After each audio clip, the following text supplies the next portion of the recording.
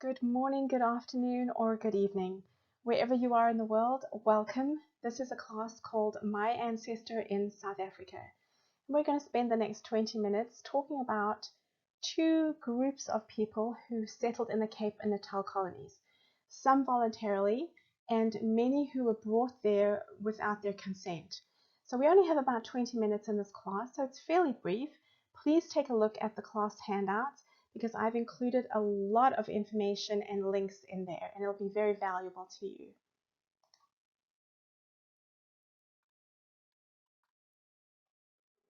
So who came to South Africa and settled there? The Dutch arrived in 1652 and established a halfway station as a supply stop for their ships. These are the ships of the VOC, or the Dutch East India Company, who were traveling to Indonesia and needed that halfway point just to resupply all their ships. During this period, the Dutch also began to bring many enslaved persons from other parts of Africa like Angola and Senegal and Indochina to the Cape Colony. And many South Africans today are very proud descendants of the enslaved persons that were brought to the Cape between 1653 and 1822. By about 1658, the Dutch farmers began to cultivate the land and plant crops, and they needed some additional labor. The local indigenous population, these were the Khoi, they were nomads and they resisted the pressure from the Dutch to work the land. So the Dutch began to look elsewhere, and this is when they looked at bringing enslaved persons to the Cape, specifically to work the land. Now, the Cape and Natal colonies attracted settlers from places like the British Isles, as well as Germany and Norway and lots of other places. Assisted immigration schemes meant that oftentimes these immigrants who were fairly poor, this was their way of getting free passage and land. Land was the big pull for these immigrants, and they were willing to make this journey to a foreign place like the Cape Colony or the Natal colonies. So how have the enslaved persons in South Africa been documented? Well, one of the projects, which is really incredible, is called the First 50 Years Project. This is the work of Delia Robertson, and it's just exceptional if you're looking for information on the first decades of settlement in the Cape Colony after 1652. This site includes records on the first people, that is the indigenous tribes that were found in the Cape before the arrival of the Dutch, as well as the enslaved, the European settlers who made the Cape their home. And as is the case with most of the records of the enslaved, you will find them mentioned in the records of other people, usually Europeans. So the work of this First 50 Years project included looking for those names of the enslaved within these documents, trying to identify them, to bring these names into the light, and to acknowledge the contribution made by those enslaved persons to the history, the culture, and the ethnicity of South Africa. Now, there is so much to study on this site. You could easily spend a couple of hours, if not more, there. They also contain baptisms and marriage registers of the Dutch Reformed Church, journals and letters, transcriptions of the birth and sale of enslaved persons.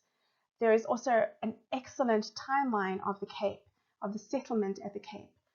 So please go and spend some time looking at that site. One of the other ways that we can look at documents on the enslaved persons in the Cape Colony is to look at family search. They hold a collection titled A South Africa Register of Slaves from 1762 until about 1838, and it has some really interesting records on it. So let's take a look at those. So on your screen is a register with the names of the enslaved on it. At the top in the red box is the name of this particular slave owner, Jan Andries Horek. The information that is given, let me grab my pointer so that I can show you this.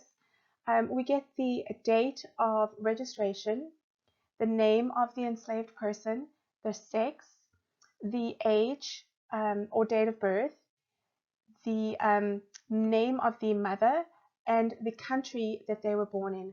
The last two columns were for occupation and remarks. Do you notice anything about the dates in that first column and the dates of birth for the top three entries? These are the dates of birth over here. This is the date of registration. So date of birth here was November 29th, registration 25th of December of the same year, 1820. So these are babies being born into slavery. So let's take a look at the first entry for the enslaved person by the name of Felida. So I've enlarged that so that we can see. Felida's name is in the red circle there. And what we can see is that she was born on the 29th of November, 1820, and she was registered on the 28th of December, 1820. As we move through this, we can see her mother's name was Jasmina, and she was born in this colony, meaning the Cape Colony. What is interesting to note is in this remarks column, it says that she was sold and transferred on the 20th of April 1833. So we can work out that she was about 13 years old, and she was sold to the widow A.G. de Wet of Cape Town. Other information in that remarks column will sometimes state when the enslaved person died, as you can see in line number 5 there, the entry for Charles, who was born on the 7th of December 1823, also to a Jasmina. So it could very likely be the same person as that first entry we looked at, just a slightly different spelling. The remarks tell us that it was reported on the 31st of May that the child had died on the 25th of April 1824, so it was only a very few months old. This is the entry here that we're looking at. Now, another set of records which can help trace enslaved persons is Family Search's collection of slave birth certificates and slave death registers. Let's take a look at an example here of a slave birth certificate. Written in Dutch, the birth of the slave girl named Lena is noted as occurring on the 23rd of April 1820, and her mother is named as Anneke van de Kaap. The register notes that they were both the property of a Mr. Leibrand. Now, often the enslaved person would be given a last name based on where they were born or the month that they were born, but in this case, Anneke is known as Anneke van de Kaap, which literally means Anneke of the Cape. Now, these birth certificates were created at the time of birth, but a birth register was also kept, and Family Search has these collections too. So here we can see an example of a page from the birth registers for 1825 in the Cape Colony. The birth of an enslaved person meant that the slave owner had to not only register the birth, but pay a fee. Now, registers were kept of the birth and of the monies paid. In this example, the slave owner certifies that his female slave named Sarah was on the 28th of April 1825 delivered of a female infant, hence named Jamila, and another female slave, Louisa, was also likewise delivered of a female infant, hence named Sarah. And in pencil is written the monies paid. Let me grab my pointer so I can show you right here. Right here is the monies that are paid. The date and the place of registration also occurs, Cape Town, 18th of October 1825, and then the name of the slave owner at the bottom. Now, death registers for enslaved persons were also kept. Those are available on Family Search. So between the certificate of birth, the birth register, the registration of the enslaved by the slave owner, and the death registers, it is possible to locate an enslaved ancestor in this very early period of Dutch rule in the Cape Colony.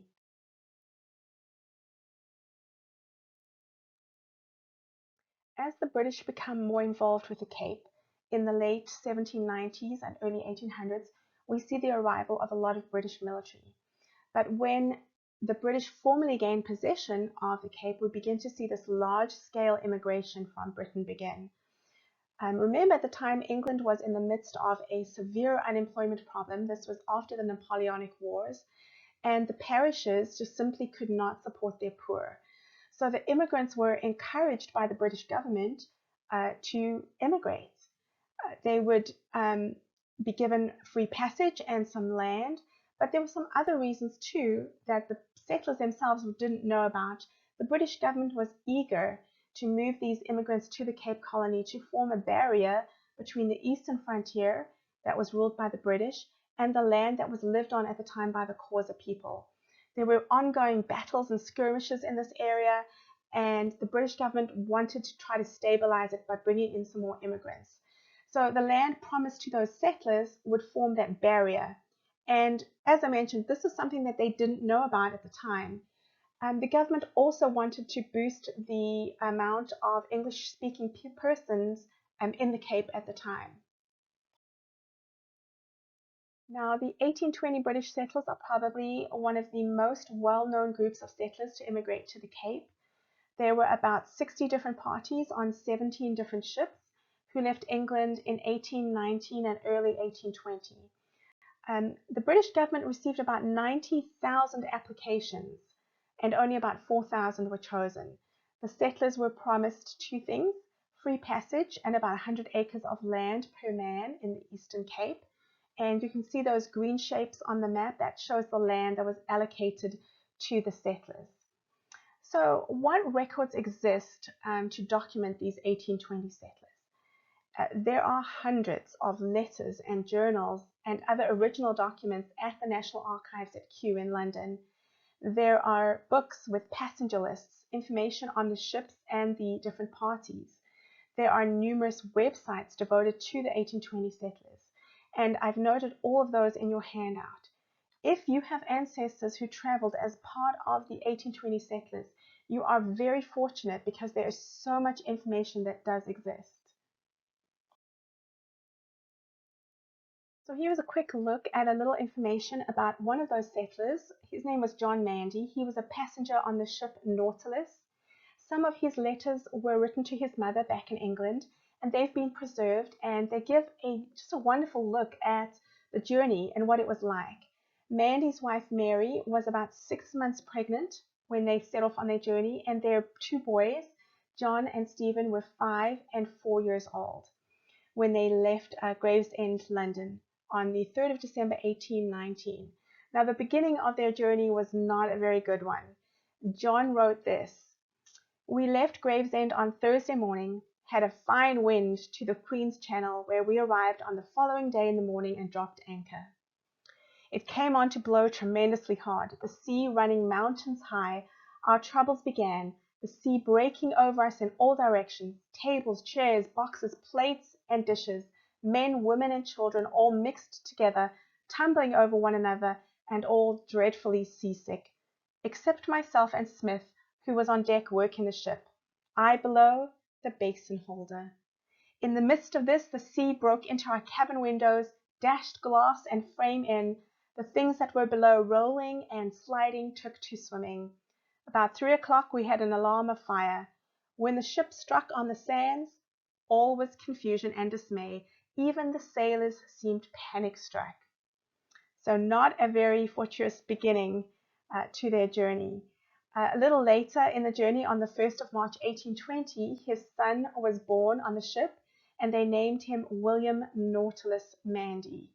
I love this little excerpt. I particularly love the fact that he calls himself the basin holder. Now, another type of assisted immigration was that of immigration under guarantee.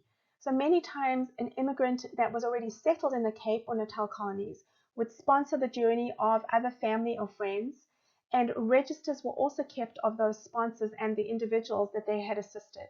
So let's take a look at an example.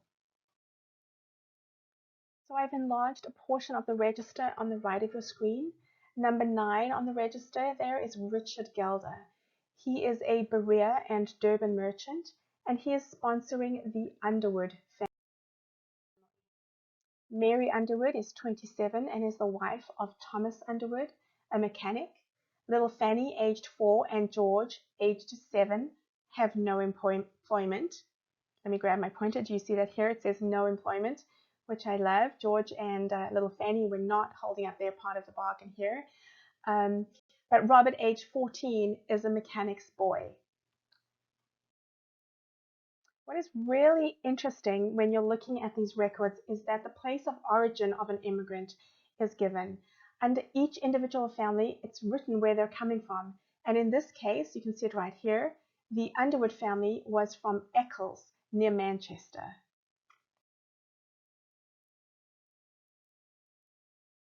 Family Search also has passenger arrival records for Natal.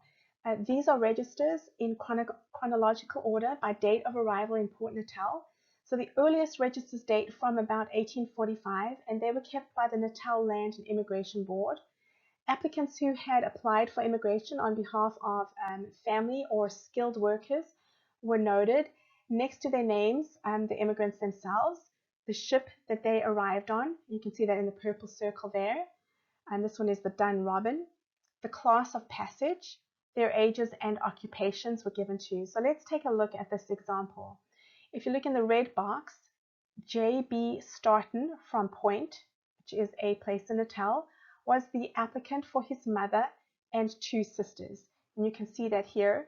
It says mother, sister, and sister. His mother, A. Warwick, was 50 years old, and she was a widow. She was traveling together with two single daughters, 20-year-old E. Starton and 18-year-old E. Starton. And they traveled, as I said, on the SS Dun Robin from London to Natal. Now, those family search records are really helpful because it gives us enough information to search for the actual passenger list. And we can use Find My Past's collection of passenger lists leaving the UK. And here is the passenger list for the SS Dunrobin Castle with Anne Warwick, aged 50, no occupation. And then we get the names of the girls, Evelyn, aged 20, and Elizabeth, aged 18. Family Search's collection of Natal immigration and passenger records is really quite large, although most of it is unindexed. Their immigrant records from 1845 to about 1911 are described as holding passenger lists, applications for immigration assistance, title grants, and ship arrivals and departures for Natal, South Africa. On the screen are the film notes from Family Search for this collection, which just shows you how many records are available. Thank you so much, everyone, for spending these 20 minutes with me. I hope it's been useful to you. Don't forget to go and have a look at the class handout where you will find a lot more information on your ancestor in South Africa. And if you have any questions, I would be happy to answer them. On the screen are my contact details, and I hope that you enjoy the rest of Roots Tech Connect 2021.